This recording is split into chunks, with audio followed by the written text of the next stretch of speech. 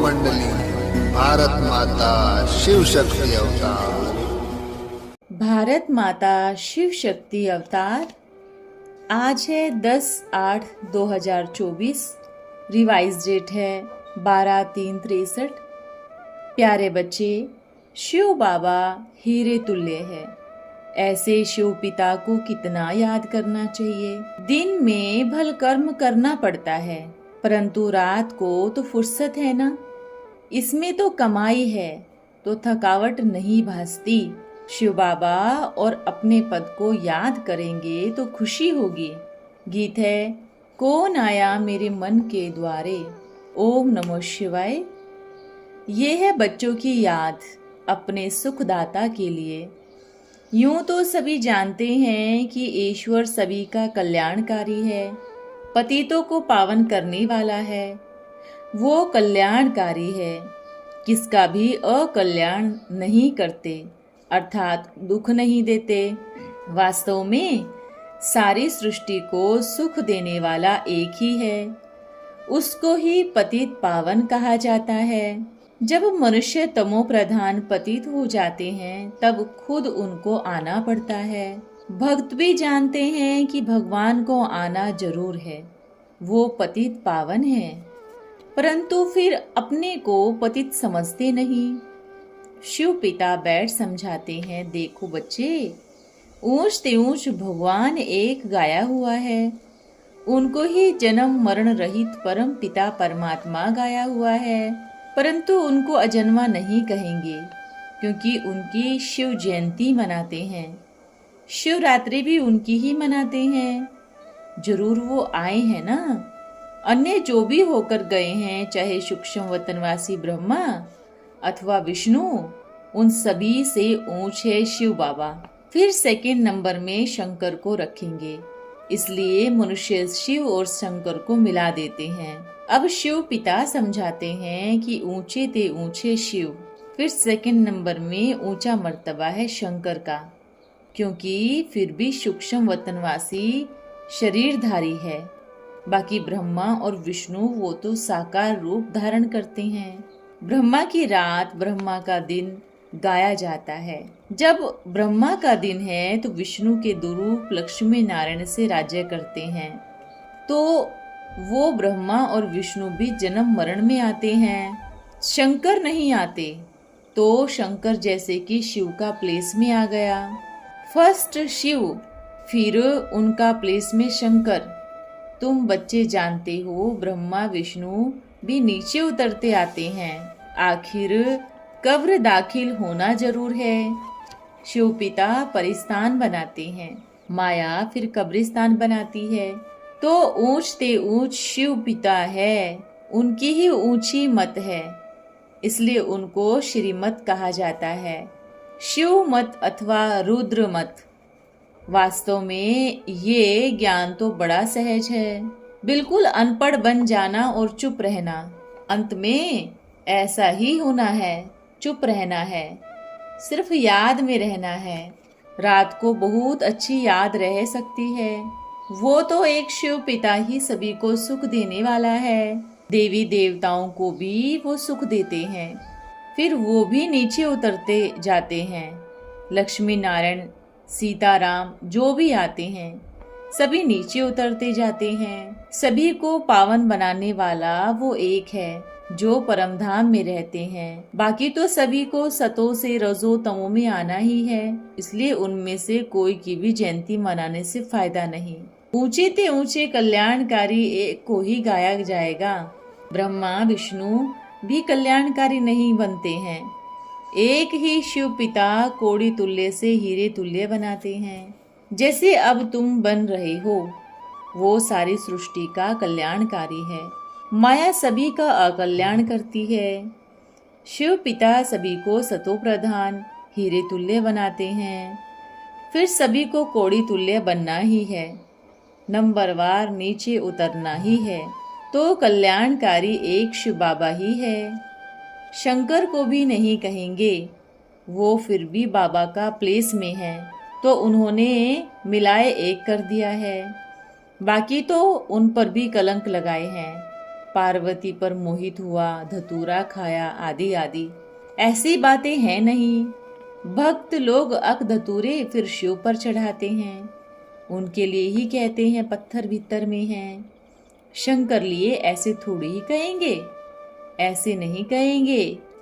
शिव शंकर सर्वव्यापी है, परमात्मा अलग है, शिव का चित्र अलग है, शंकर का फिर अलग है।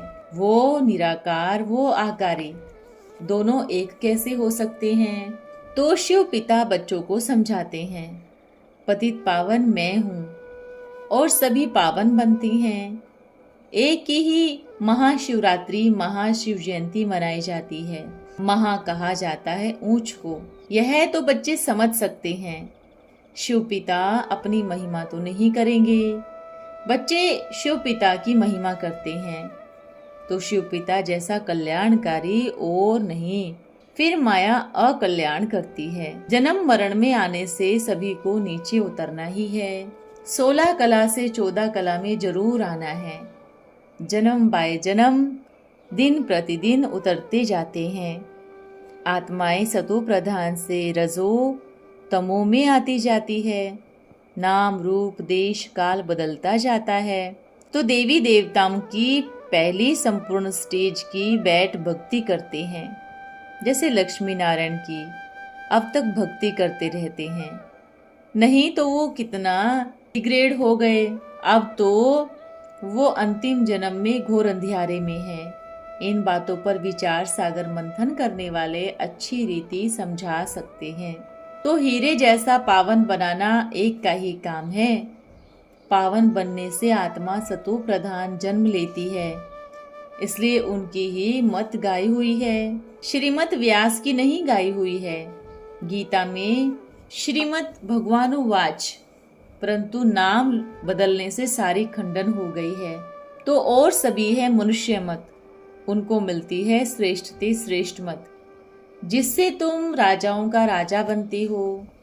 बाकी मनुष्य मत के शास्त्र पढ़ते पढ़ते तो दुर्गति को पहुंच गए। भक्ति माना दुर्गति। भक्ति होने से भी आधा कल्प लगता है। सद्गति का सुख भी आधा कल्प चलता है। धीरे धीरे कलाएं कमती होती जाती है। शिव पिता तो पतितों को ऊंच से ऊंच बनाते हैं, इसलिए शिव बाबा हीरे तुल्य है। ऐसे शिव पिता को कितना याद करना पड़े। दिन में भल कर्म करना पड़ता है, परंतु रात को तो फुर्सत है ना, इसमें तो कमाई है, तो थकावट नहीं भासती। शिव बाबा और अपने पद को याद करेंगे तो खुशी होगी। बाबा भी कहते हैं, बल कितना भी अनपढ़ हो, न वेद शास्त्र न राज विद्या पढ़ी हो, तो भी याद करना तो सहज है ना। मंत्र तो बड़ा सहज है, और गुरु तो अपना मंत्र देते हैं। बाबा के मंत्र में तो सारी बादशाही की प्राप्ति है। मन मना भव मध्य जीव हो, मुझे याद करो और मर्तबे को याद करो। पावन बनने लिए मुझे याद करो और मर्तबे के लिए सुख धाम को याद करो और पवित्र बनो। बस दिन को बिजी रहते हो तो भी रात को तो फुर्सत है ना। बल बिल्कुल अनपढ़ हो, जैसे कोई नहीं पढ़ता, तो कहते हैं ना ये पत्थर बुद्धि है। ऐसे पत्थर बुद्धि को भी बाबा पढ़ाकर पारस बुद्धि बना रहे हैं। लौकिक पढ़ाई में तो हिसाब है, हिस्ट्री ज्योग्राफी बहुत याद करनी पड़ती है, परंतु बाबा की इस अलौकिक पढ़ाई की हिस्ट्री ज्योग्राफी तो बड़ी सहज है। जैसे सूर्यवंशी चंद्रवंशी बनते हैं, समझाना भी बड़ा सहज है। शिव का चित्र ले जाकर समझाएंगे कि इस शिव पिता और स्वर्ग के वर्षे को याद करो। वो शास्त्र पढ़े हुए तो सर्वव्यापी के ज्ञान में फंसे हुए हैं, परंतु सर्वव्यापी से वर्षा पाने लिए पुरुषार्थ नहीं कर सकते। शिव पिता का तो फरमान है, मुझे और मेरे वर्षे को याद करो। बस दिन प्रतिदिन पुरुषार्थ सहज होता जाएगा। भल कोई गणिका हो, वेश्या हो, वो भी समझ सकती है। इन चित्रों में और सहज है, नहीं तो मनुष्य मूझते हैं ये किसको परमात्मा कहते हैं। यहाँ चित्र तो सभी हैं, ये कृष्ण देखो कहते हैं, मैं अब नर्क को लात मार स्वर्ग में जा रहा हूँ। भारत में चित्र तो ढेर हैं, तुम्हारे ये मुख्य चित्र सेक्रीन निकले हैं अर्थ सहित। इनसे बहुतों का कल्याण होगा।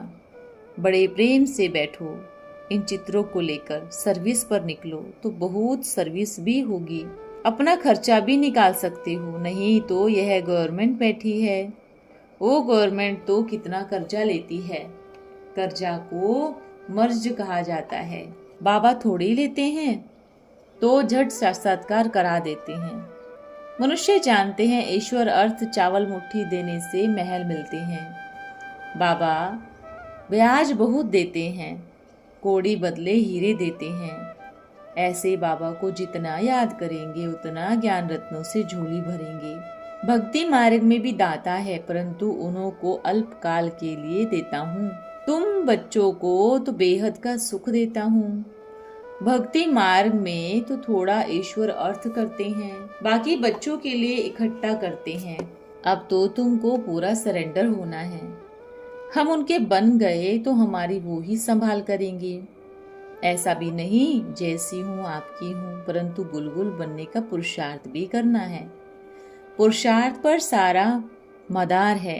अनपढ़ों के लिए तो और ही सहज, पढ़े लिखे तो माथा खपाते हैं। शिव पिता तो बड़ा सहज समझाते हैं। मेरे लाडले बच्चों, मीठे बाबा को और उनके वर्षे को याद करो। और क्या समझाएंगे, बस चुप रहो, अनपढ़ रहो और शिव पिता को और वर्षे को याद करो। ये बात तो कोई पत्थर बुद्धि भी समझ जाए। तब तो भोलानाथ गाया हुआ है। बच्चे महिमा कर रहे हैं पतित पावन की। शिव पिता आए खास भारत को पावन बनाते हैं। भारत में ही पतित पावन गाया जाता है। अब परम पिता परमात्मा पावन बनने का वर्षा देते हैं, जिसको राम कहते हैं। राम और रावण अब आसुरी संप्रदाय इन बातों को तो समझती ही नहीं। जब तक ईश्वरीय संप्रदाय बने, तुम अब ईश्वरीय संप्रदाय राम के संप्रदाय बनी हो। भारत ही डीटी वर्ल्ड, भारत ही डेविड वर्ल्ड बनते हैं। इस समय सभी मनुष्य अपने को आसुरी बुद्धि नहीं समझते, क्योंकि समझते हैं अंदर ईश्वर बैठा है। ईश्वर तो सभी में है, तो वो ईश्वरीय मत देते होंगे। परंतु शिव पिता समझाते हैं अब सभी के अंदर 5 असुर प्रवेश है, इसलिए सभी की आसुरी बुद्धि है। राम को तो जानते नहीं, अब राम को अथवा शिव को जानते हैं तो उनसे वर्षा मिलता है। फिर भी देखो आसुरी संप्रदाय में घमंड कितना है। बिल्कुल कंगाल, रोगी, पतित, कोड़ी तुल्य बन गए हैं, तो भी इस नहीं समझते कि हमको रावण का श्राप मिला है। रावण को जलाते आते हैं, कहते हैं ये तो परंपरा से अर्थात आदि से चला आता है, क्योंकि आदि सनातन हिंदू धर्म कर दिया है। इन विचारों को यह पता ही नहीं कि आधा कल्प राम राज्य, आधा कल्प रावण राज्य। राम राज्य में भक्ति होती नहीं, रावण राज्य में भक्ति होती है। भक्ति भी देखो कितनी कड़ी है। तुम देखेंगे मनुष्य शिव को और देवताओं को जाकर पूजते हैं। अब देवताओं के चित्र तो घर में भी रखते हैं, फिर भी याद आती है कि जाकर मंदिर में लक्ष्मी नारायण का दीदार करें। तो याद आने से तो वो जड़ चित्र तो सामने आ जाता है, जैसे कि अप्रोक्ष साक्षात्कार हो गया। फिर भी जाकर देखते हैं। क्यों जाते हैं मंदिर में? क्योंकि घर में गंद करते हैं, इसलिए देवताओं को किनारे रखते हैं। तो देवता को याद करने से उनका चित्र तो बुद्धि में आ जाता है। फिर भी जाकर वो ही देखते हैं, तो फायदा तो कुछ हुआ नहीं ना। तो भक्ति मार्ग में कितने धक्के खाते हैं। अब तुमको इन धक्कों से छुड़ा लिया है। वैसे शिव बाबा को याद करते हैं, जानते हैं वो निराकार है। मंदिर में भी वही चित्र लिंग का रखा है, फिर भी जाते हैं दर्शन करने के लिए। यहाँ कोई आता है तो उनसे पूछो कि शिव को जानते हो? मंदिर में जाते हैं। शिव तो वो ही है, वो जड़ है, ये चैतन्य है। जैसे कृष्ण का जड़ चित्र है, तो जरूर चैतन्य में आया होगा, तो चैतन्य शिव भी जरूर आया होगा। अब वो निराकार है तो जरूर कोई के शरीर में आएगा। सिर्फ आत्मा तो शरीर बिगर कुछ कर नहीं सके। अब शिव क्यों आया था, कैसे आया था, यह कोई को पता नहीं। तुम बच्चे जानते हो वो ही पतित पावन है। अगर कृष्ण कहे तो फिर उनको उसी नाम से चेतन में आना पड़े, परंतु ऊंचे ते ऊंच पतित पावन है ही शिव। उनका चित्र सभी के बुद्धि में आता है, फिर भी उनका दर्शन करने मंदिर में जाते हैं। फायदा तो कुछ नहीं, मनुष्य घर में बैठ उनका ध्यान तो कर सकते हैं। बुद्धि में भी वही जड़ चित्र है, तो बेचारे अपनी अंधश्रद्धा में फंसे हुए हैं। फिर भी कितने बड़े बड़े गुरु बनाते हैं। दिल्ली में एक आया था जिसने मानव मत संस्था खोली थी। अब मानव मत कौन सी? मानव की इस समय है आसुरी मत, रावण राज्य। आसुरी मत कौन सा राज स्थापन करेगी? आसुरी राज्य ही स्थापन करेगी, परंतु कुछ भी समझते नहीं। वो फिर समझता था बहुत गुरु निकले, जहाँ बहुत पाखंड है, सो आया था जांच करने के लिए कि ये भी पाखंड तो नहीं करते। वो तो समझते हैं हमारा बहुत अच्छा मत है, बल उन्हों को समझाया भी जाता है, परंतु मुश्किल समझते हैं। अपना घमंड बहुत रहता है। जब ईश्वरीय मत मिले तब समझे। तुम जानते हो हम ईश्वर की मत पर चल रहे हैं, बाकी सब आसुरी मत पर चल रहे हैं अथवा रावण की मत पर चल रहे हैं। अच्छा, रूहानी बच्चों को शिव पिता का याद प्यार और नमस्ते। हम रूहानी बच्चों की शिव बाबा को याद प्यार और नमस्ते। आज का वरदान है हर्षित मुख भव। सभी से अच्छी सौगात है अपने इस चेहरे को सदैव हर्षित बनाना। कभी भी कोई परेशानी की रेखा न हो। संपूर्ण चंद्रमा की तरह अपना चेहरा सदैव हर्षित रहे। चेहरा ऐसा चमकता हुआ हो जो और भी आपके चेहरे से अपना रूप देख सके। चेहरा दर्पण बन जाए। अच्छा, ओम नमः शिवाय।